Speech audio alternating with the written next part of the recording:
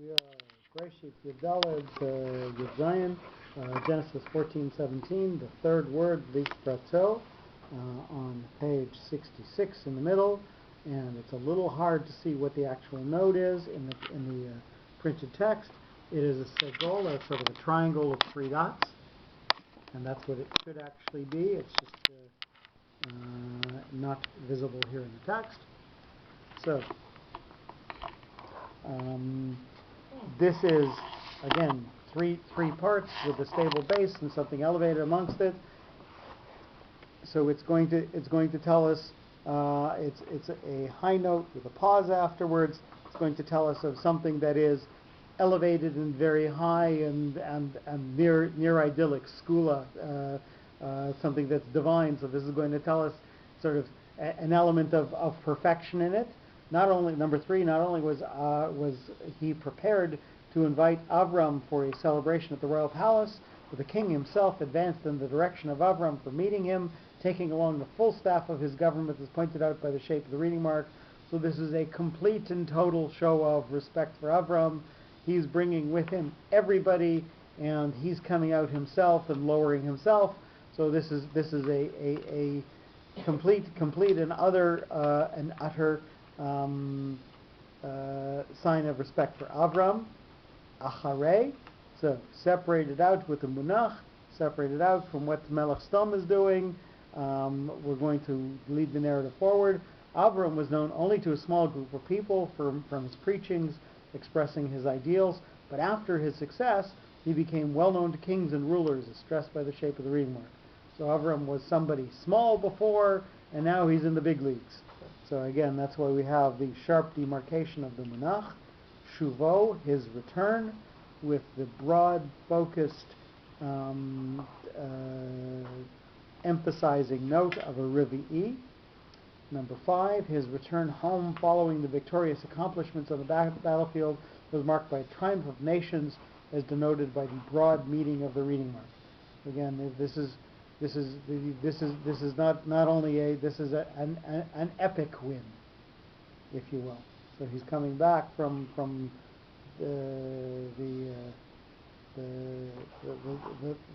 the battle that makes you into a household name, if you will. Mehakot, from defeating, with pashta.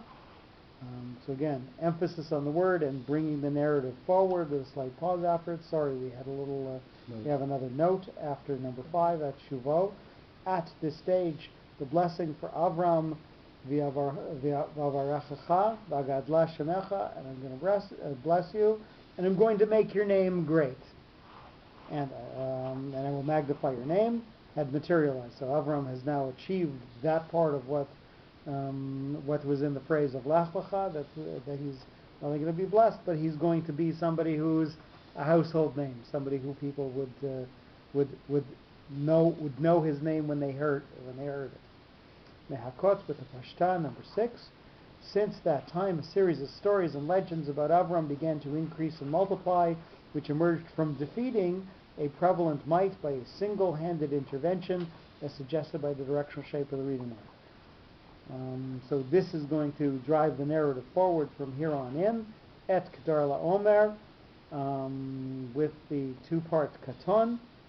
For the first time, Hammurabi suffered a serious setback in reputation and prestige, together with Kedar LaOmer, who was the most famous military leader, as expressed by the bipartite shape of the reading mark. So both the king and his general are both defeated, hence the higher and the lower. Viet Hamlachim, and with the kings, Tipcha, so connected to. So these are the other armies that are together with Nimrod. This and a pause after this. This happened with the main leader and with the kings who had joined on Raphael's alliance, as referred backwards by the directional shape of the reading mark. So this is all of them that he has defeated. Asher, with a munach, separated out and moving forward. All experience and hopes that they had built up with heavy disappointment and a bitter blow at the end, as specified by the shape of the reading mark. So they had expected things to come one way, but they are now the reality, completely different from what they had imagined things in the world would be. Ito, with him, with the stabilizing etnachta. All associates and leaders of Kedar Omer, who in affiliation with him had participated in brutal barbarism against weaker nations, together suffered a decisive blow from the hands of Avram, as illustrated by the stabilizing shape of the reading mark. So the armies that are with him are the lower part. They're now defeated and part of what is under Avram's influence, that upwards little spike in the Etnachta. El Emek with a Munach. So this is again sharply demarcated and moving forward from there to a valley. With a great parade, Avram was escorted to a valley, which was like an amphitheater for a large gathering, as conveyed by the shape of the reading mark. So he's using the note as a pictogram. What do we have? We have a mountain here and a valley there, and everybody's gathering there, so we're doing that. He's gathering them in the valley down here, not on the top of the mountain, but in the valley. So we've taken this note and we've turned it into a picture that it's happening down here. Cool. And that's why it's called sort of an amphitheater, because you can look from up here and see what's going on down there.